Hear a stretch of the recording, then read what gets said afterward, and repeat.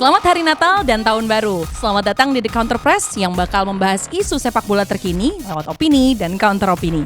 Pada episode kali ini kami akan membahas Sir Jim Ratcliffe akhirnya mengakuisisi 25% saham Man United. Apakah bakal jadi era baru buat setan merah? Super League mengemuka lagi. Meski banyak yang menolak, apakah Super League bisa jadi revolusi kompetisi antar klub Eropa? Menjelang pergantian tahun, sejumlah liga masih sibuk. Seperti apa sih persiapan tim-tim yang masih main di masa liburan?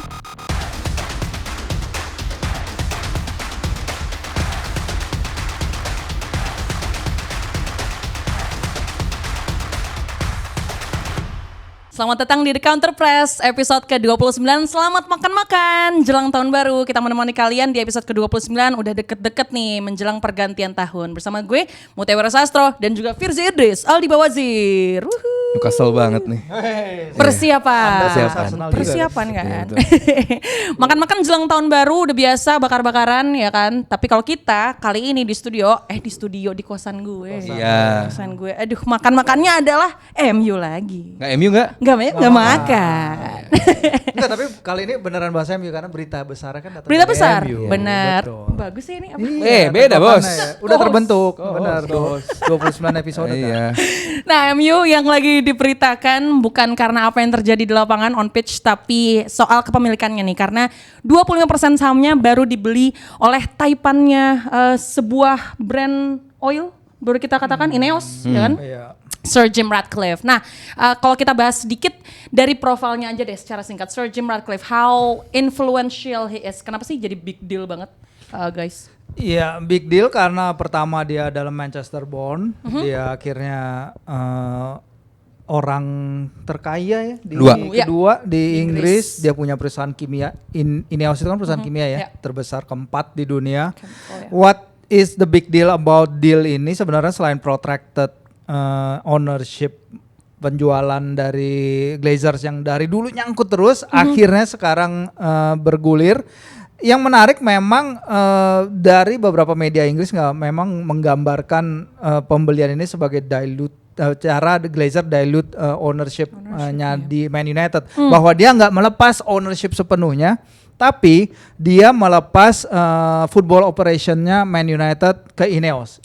This is something not really not really pernah terjadi sebelumnya di klub-klub Inggris lainnya. Jadi basically Glazer menyerahkan 25% itu Exchange of football operation, dan ini Glazer yang minta. Glazer yang minta Ineos jalanin football operation. Jadi berikutnya kalau fans United udah marah-marah lagi soal apa yang terjadi di lapangan, mereka nggak bisa lagi marah ke Glazer. Bisa, mereka marahnya ke Ineos. Bisa, karena Ineos itu ditugaskan hanya untuk overseen. Overall directnya tetap di Glazers. Jadi buat gue tapi banyak berubah banget. Bener. Cuman ini kan caranya Glazer tadi itu untuk sekarang kan lu kan football operation udah lu di dong. sana. Iya. Itu jadi suatu hal yang baru menurut gua. Jadi bener. In essence Man United itu tadi diluted ownership model, bahwa ada Man United as a commercial entity, ada United as a footballing entity. Lu setuju apakah ini akan jadi benar-benar era baru atau kalau cuma overseen aja nggak terlalu influensial sebenarnya? Dulunya benar. Karena kenapa hal baru sejak zaman eranya Alex Ferguson? Ini belum pernah ada namanya yang ada dua orang yang satu ngurus bisnisnya secara komersial, satu ngurus sebagai bolanya.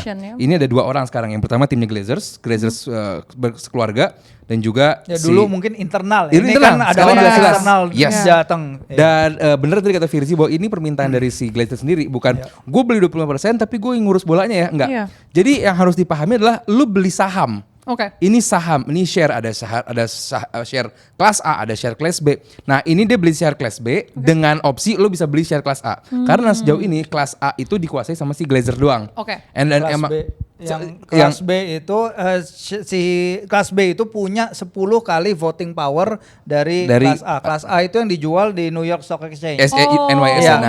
Jadi ini bukan berarti lu 25% otomatis lu dapat kekuatan untuk menguasai sepak bolanya, enggak. Tapi lu pure beli saham. Dan sebagai balasannya si Glazers bilang bahwa ya udah deh lu yang ngurus bolanya. Mungkin karena emang Glazers nggak tahu cara ngurus bolanya, dan mungkin juga karena si Ineos ini ya kalau lu tahu dia benar-benar membawa orang-orang luar biasa ke MU. Dia bawa John Rees dan juga Sir David Bradford yang dulu 2012 menjadi orang yang luar biasa mengembangkan Olimpik di London, terus membawa tim sepeda Inggris menjadi juara dunia, juara Olimpiade. Ada David Bradford juga. Belum juga katanya bakal ada Jean-Claude Blanc yang sukses di Juve, sukses di PSG. Artinya bahwa yang didatangkan oleh Ineos ini luar biasa semua. Walaupun Ineos ini bukan perusahaan yang besar doang tanpa celah. No. Di 2019, 2021 bahkan dapat protes dari penggiat lingkungan hidup. Karena dia melakukan drill, dapat melakukan drill atau pengeboran di beberapa lokasi, beberapa titik yang seharusnya itu menjadi buat lingkungan daerah konservasi. Konservasi, that's it. Dan jadi bahwa carbon footprint mereka CV-nya karbon apa? Carbon footprint. Nah, itu dia. Karena mereka perusahaan kimia kan. Iya, jadi kalau dibilang tanpa celak pun enggak. Tapi apakah dia orang yang paham melakukan memperbaiki tim sepak bola? Yes, Ineos luar biasa. Nah, Ineos ini sebenarnya ya ketika tadi Brailsford udah disebutin betapa hebatnya dia untuk cycling community di Inggris. 16 medali emas bagi tim Great Britain di Olimpiade 2008 dan 2012. Berapa kali? 6 kali juara Tour de France, tim Great Britain. Tapi masalahnya apa itu bisa terjemahkan ke sepak bola kita nggak tahu, karena Brailsford ini seumur hidupnya dia dedicate his life to cycling. Emang ada beberapa aspek-aspek dari bisnis dia dan aspek-aspek dari pembelajaran dia di cycling mungkin bisa diterapkan. Salah satunya adalah 1% gain. Marginal gains. Jadi lu kembangin dikit-dikit setiap aspek lo, 1%. Nanti kalau secara kolektif itu nanti akan meningkat, itu akan membuat institusi lo yang dibutuhin sama MU ini bukan marginal, massive gains. Nah, makanya Radcliffe ini juga bilang akan ada mungkin streamlining dari operations di Man United. Itu yang udah dia bilang ketika datang ke Carrington pada Maret lalu. Banyak hal yang harus terjadi di Man United. Gary Neville bilang ini adalah tim yang 10 tahun terakhir dijalanin dengan acak-acakan. There will be 1-2 changes, akan ada massive changes. Tapi Blanc itu katanya dia akan oversee dulu, melihat dulu. Jadi mereka yang mengharapkan perubahan cepat dia langsung geser, enggak. Karena dia akan melihat segalanya berjalan dulu, baru nanti dia akan bergerak untuk membenahi. Setuju. Kenapa tadi Virzi bilang nggak bisa cepet-cepet? Karena apalagi nanti di bursa transfer musim dingin itu nggak bisa juga, karena dia sekarang lagi proses pengenalan dari publik Inggris juga. Gak masuk juga kan cut off time-nya untuk bisa. Apa gitu gue lupa. Dan itu itu. Dan itu baru selesai nanti seminggu sebelum tutupan window transfer. Jadi ya ini nggak banyak waktu juga sih buat. Jadi mungkin nanti apapun terjadi mereka lakukan nanti di 2024 di summer. Tapi kenapa harus masih ada influence dari keluarga Glazer sih sebenarnya? Kalau dari sini tuh. Ya karena majority. Kalau dari sebenarnya kalau dari football. Man United itu commercial income ya hampir 700 juta pound. Artinya dalam gede 1 tahun. Gede banget. Dalam 1 tahun sejak laporan keuangan terakhir mereka ya Juni 2023. Itu adalah jumlah uang yang sangat besar, belum lagi Glazer nggak tahu setelah ini mereka akan mengambil dividen apa enggak. Cuman digambarkan Radcliffe ini adalah seorang businessman yang ultra kompetitif. Jadi kita akan lihat nih, it's not necessarily it's gonna be good. Gimana caranya orang yang ultra kompetitif dengan hanya 25%, dia nanti mungkin akan dibatasi. Clash-nya kayak apa? Ini yang kita nggak tahu. Di deal seperti itu akan ada apa? Dan kalau kabarnya media luar, si Ineos Group ini kabarnya ingin membeli 25% itu adalah jalan masuk, tapi mereka ke depannya akan punya target untuk full acquisition. Caranya seperti apa kita masih nggak tahu. Di dalam bentroknya akan seperti apa. Tadi itu soal pembelian pemain. Benarkah football operation akan murni ada di Ineos, Blanc dan lain-lain? Apakah Glazer juga masih akan ada final say, karena final say semua transfer di Man United sejauh ini ada di keluarga Glazer di New York ya kalau NYSE. Jadi ini yang akan jadi pertanyaan besar yang sejauh ini kita masih belum tahu. Fasilitas Old Trafford yang udah harus banget untuk direnovasi. Orang yang bingung karena dia kan menyuntikkan dana 1,3 billion untuk membeli saham. Orang menganggapnya bahwa lu punya 1,3 billion untuk memperbaiki MU. No, dia cuma ada duit 300 juta dipotong pajak di 230. Itu 230 itu untuk memperbaiki Old Trafford, terus juga expand stand, terus juga turnstile, itu banyak banget. Sementara kalau buat komparasi, gue bikin di YouTube gue juga bahwa salah satu MU juga Liverpool dengan dana 190-an itu hanya untuk expand si stand-nya Cop N sama Kenny Dalglish stand. Artinya bahwa dana segitu tuh minim sekali. Belum kalaupun nanti pengen mencetain kompensasinya nggak dari situ duitnya. Oke, masih banyak sepertinya ya spekulasi ini akan dijadikan apa uangnya, kemudian nanti seperti apa mereka, apakah clash ya kan dalam pengambilan keputusan dan sebagainya, kita tungguin. Berarti masih. Tapi vote-nya gimana tuh sih? Kalau soal saham-sahaman kan lo paham tuh kalau soal vote. Berarti masih. Iya, mereka kan dapat 2 kursi nih 4 di malah totalnya. board. Iya, 2 kursi di MU, ALC dan 2 kursi di football board. Iya. Nah, tapi kan dua kursi itu kita Lawan pasti kan berapa? lawan duo kan Majority. ada 12. Walaupun di kelas ALC B itu lebih kuat juga 10 kali. Iya, 10 kali. Tapi nggak ada gunanya. Iya, kita akan lihat. Iya. Seruan ngomongin ini apa? Kursi-kursi DPR sih atau politik? Di second half nanti kita akan membahas wacana kembalinya Super League. Jangan kemana-mana, tetap di The Counter Press.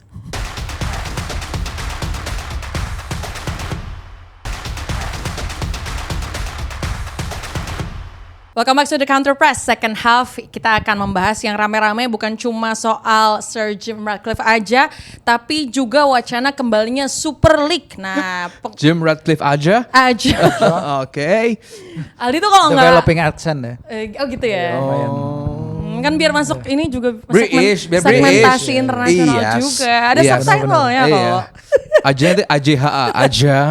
Second half kita akan membahas wacana kembalinya Super League. Apa pengaruhnya nih untuk dunia sepak bola atau mungkin khususnya sepak bola Eropa? Firzi, Aldi.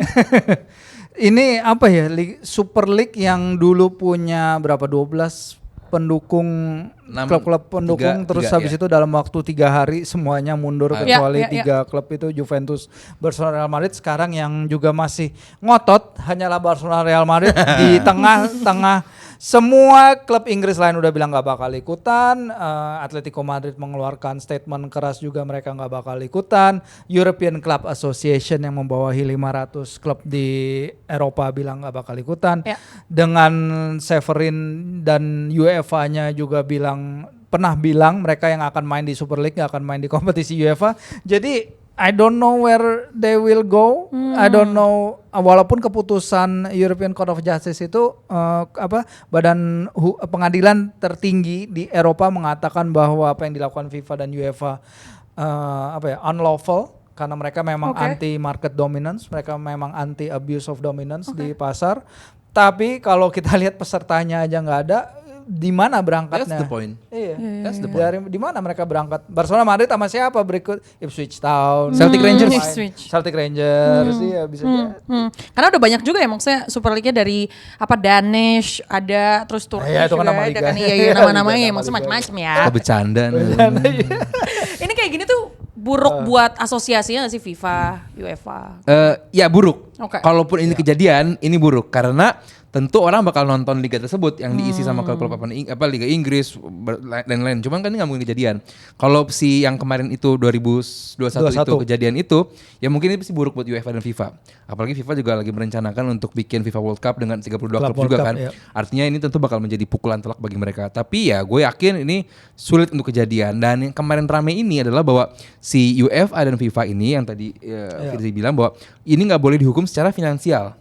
Nah, jadi dari sekian tahap, sekian boundaries, satu boundaries ini hilang. Apakah serta-merta langsung jalan? Nggak mungkin juga, masih banyak juga PR-nya. Dan apa sih kenapa kedua tim ini, kedua tim Barcelona dan Madrid ini benar-benar kekeh? Karena ada perusahaan namanya A22. Nah itu tuh mereka kerja on behalf untuk si Madrid dan Barcelona, bikin gegap gempitanya si liga ini. Dan sekarang udah dibikinin juga platformnya, maksudnya kayak ada Liga 1, Liga 2, Liga 3-nya. Yang orang tadi bilang meritokrasinya nggak ada, sekarang ternyata ada. Walaupun itu gue nggak percaya. Kayak gini contohnya, misalnya nih sekarang tim yang di Liga Inggris yang paling bagus mainnya apa buat gue, Aston Villa.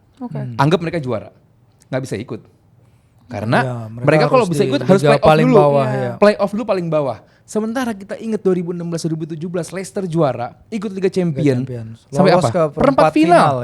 Itu kan hal-hal yang kita nantikan sebagai fans sepak bola. Itu nggak mungkin kejadian di Super League. Karena meritokrasi itu nggak ada. Jadi secara income, yes, ini bakal menjadi boost untuk income bagi pesertanya. Karena buat bayangannya gini, bayangan kalau lu ikut Super League itu bisa 6 kali dari lu nggak ikut Premier League, lu nggak ikut Champions League, tapi lu ikut Super League, itu bisa 6-7 kali pendapatannya. Jadi gua nggak aneh kalau klub-klub yang secara keuangan ini suffer berusaha untuk ikut, walaupun fans terus dari grassroots-nya, dari pemainnya mungkin nolak. Karena akan sulit bertanding juga nanti di level FIFA karena FIFA pun against. Karena tim-tim kayak Barcelona yang sama Real Madrid yang karena Barcelona dijanjiin loyalty bonus katanya dari namanya loyalty bonus. Yaitu sebesar 1 miliar euro. Di saat Barcelona udah narik-narik tuas ekonomi ya pasti mereka akan sangat butuh uang itu, tapi memang kalau kita lihat rilis dari European Court of Justice itu dibandingkan dengan apa yang tertera di dalam keputusannya itu ternyata beda. Severin setidaknya bilang kayak gitu. Severin bilang bahwa European Court of Justice itu sebenarnya memuji tatanan sepak bola yang ada sekarang. Sementara apa yang dirilis oleh SCJ itu hanya membuktikan bahwa oke, kalian itu mungkin unlawful, tapi bukan berarti ini langsung dapat green light nih untuk jalan kompetisinya. Sangat jauh dari itu, langkahnya masih sangat panjang dan itu tadi siapa yang akan main? Oke, Barcelona, Real Madrid, tapi lawan siapa berikutnya? Karena nggak ada lagi klub-klub, mungkin dari Itali juga belum ada yang ngasih statement berlebih sih soalnya. Tapi siapa yang punya daya tarik seperti misalnya dari klub-klub Liga Inggris, dari klub-klub liga-liga yang lain. Rusia. Iya bisa jadi Liga Rusia yang main yang nggak ada ininya, yang mereka perlu duitnya juga dan mereka perlu exposure-nya juga. Banyak yang mengatakan bahwa ini sama juga seperti misalnya on par dengan pembentukan saat Premier League, pembentukan Liga Inggris. Jadi benar klub-klub besar berontak pengen bikin liga sendiri gitu. Kontestannya jelas ada. Bedanya itu good point juga. Nah, bedanya dengan dulu karena mungkin teman-teman ingat dengan tragedi Heysel. Tim Inggris dilarang untuk bermain di Eropa, itu secara keuangan emang drop banget. Dan sejak tahun 86 juga beberapa klub besar Inggris, Tottenham, Everton, Arsenal, MU sama Liverpool ini udah invest besar-besaran untuk menaikkan fee TV mereka, share TV mereka untuk beberapa klub tersebut. Puncaknya di 91, 5 klub tersebut bahwa tetap jalan under FA, tapi pembagian hak siar TV itu disejahterakan. Terus klub 5 besar tadi, Big Five tadi juga berjanji untuk membantu renovasi klub-klub juga. Artinya bahwa nggak serta-merta breakaway league dari si EFL, tapi mereka bikin liga baru dengan tetap di under FA, tapi lu membantu klub-klub untuk renovasi dan lain-lain. Artinya bahwa nggak serta-merta kayak si Super League ini kan. Jadi dia benar-benar cabut kalau Super League ini. Lu against sama UEFA, lu bayangin lu punya anggota lu bikin legal action ke lu. Gue bingung kenapa dalam forum tapi yang against. Dan lu legal action ke UEFA gitu. Barcelona. Gue bingung kenapa Madrid dan Barcelona masih under UEFA. Pecat aja. Bisa apa tuh mereka dua? Dan satu lagi yang Super League sekarang yang dan E22 itu manfaatin banget adalah sentiment of the fans. Bahwa dibilang, kalian nonton aja Super League nih gratis kok, kita gratisin. Memang sekarang the cost of watching football di beberapa negara Eropa kan mahal banget ya. Kalau kita di sini mungkin 25.000 sebulan udah bisa dapat tontonan. Semua pertandingan Liga Inggris. Tapi kalau di sana lu perlu 1.000 pound per tahun itu untuk mendapatkan semua tontonan Liga Inggris karena kan ada yang di blackout, ada yang hanya ada di Sky, ada yang di BT, sehingga mereka itu jualan utamanya kepada fans karena yang pertama turun untuk menolak Super League pada 2021 di tengah pandemi adalah para fans. First and foremost adalah para fans itu di Anfield, di Old Trafford pada protes. Dan caranya Super League, dong boleh deh nonton kita, lu akan nonton pertandingan-pertandingan gratis lo. Nah itu sebagai caranya mereka. Tapi bagaimana realisasinya di situ? Kita nggak mungkin gratis. Paling 2 game awal baru gratis. Karena kalau gratis what's in it for the money kan? Kapitalisasinya kan? Karena beneran sampai 50% uang dari share TV itu. Jadi gede banget buat klub. Jadi buat gue hampir nggak mungkin gratis. Oke, di Injury Time nanti kita akan membahas beberapa tim yang akan persiapan nih tanding di pergantian tahun. Jangan kemana-mana, tetap di Counter Press.